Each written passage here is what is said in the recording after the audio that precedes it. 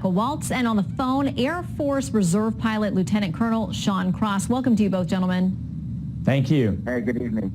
Colonel, I want to start with you. I want to read something from Colorado State meteorologist Philip Klotzbach. Tweets this: Hurricane Dorian is now forecast by the National Hurricane Center to have max winds of 125 miles an hour as it approaches the Florida coast. If this forecast verifies, it would be the strongest hurricane to hit the Florida East Coast since Andrew in 1992. Andrew had max winds of up to 165 miles an hour. You, sir, are one of the brave ones who fly into the storm so you can get the data and we can have a better idea of what's coming. You're preparing to do that with this storm. Tell us what that's like. Well, it's just another day in the office for me, Shannon. Tomorrow I will treat it no different than I do any other storm flight that I've flown over the past 20 years. The crews are well prepared. We're highly trained. The aircraft are in incredible shape thanks to our men and women that maintain these aircraft here at the full third wing at Keesler Air Force Base in Biloxi, Mississippi. So I'm just going to get a good night's sleep. I'll start crew rest here at about midnight, and so does the rest of my crew. We get alerted at noon tomorrow. We'll take off about 3:15 local here in Biloxi, Mississippi, and we'll just head on out to the storm environment. We'll do what we always do. So to us, it's really no different than any other flight. Well, Colonel, we are very thankful for you and your crew and all the folks who've already been out there and flying in this storm so that our forecasters can get a better look at what's actually coming towards us. In the meantime, Congressman, I want to ask you about what Kristen touched on there, that some people are already making this very political. One of your fellow congressmen down there in Florida, Congressman Darren Soto out of Orlando, is quoted as saying it's short-sighted and destructive for DHS to fleece FEMA ahead of hurricane season.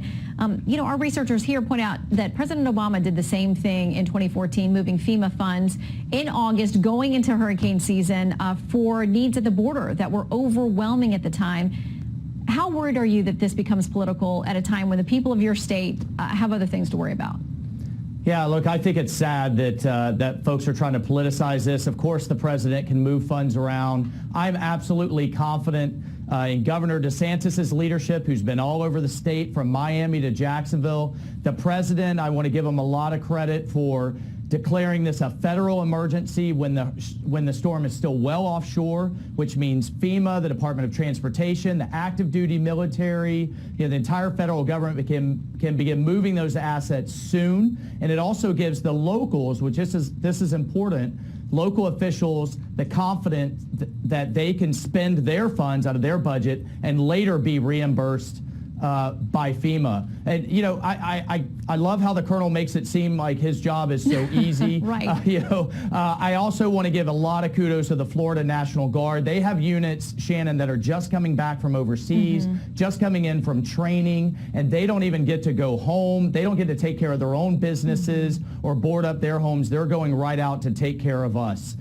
Which my hat's off to them. But Shannon, I want to say one other thing to folks, the Floridians in my district and so many others, do not try to guess where this storm is going. Everyone needs to prepare now. If you're a little too over-prepared, that's okay, but this thing is dangerous and we have to be ready. Floridians are resilient, and I have no doubt that they will be. Yeah, I remember all those times as a kid, filling up the bathtub with water, taping the windows, boarding them up. A lot of times the storm didn't hit as badly as you thought it might, and it was a lot of work to take all that stuff down. But as my parents said, you got to do it. You got to be ready. I'm already talking with my family there, too, in Florida about what they're going to do. Colonel, I want to ask you, as you get ready to head into this storm tomorrow, what kinds of data will you be able to gather that can maybe give a better gauge for what to expect with this storm? Well, the most important thing that we collect, and that's when we use the drop sun, which takes the vertical measurement inside of the storm environment. It's measuring temperature, pressure, winds, and humidity about every 10 feet as it's falling through the atmosphere. The most important thing we do is we extract the lowest center of pressure of the storm, and we establish that by latitude and longitude so we can pinpoint exactly where the heart of the storm is, where that center of circulation is.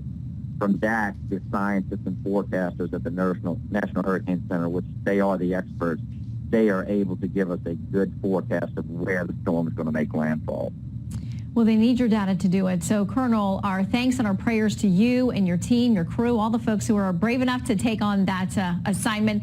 And, Congressman, we know that you'll be working around the clock as your colleagues both sides of the aisle are doing the same thing down there in Florida to protect folks. So thank you all for joining us tonight.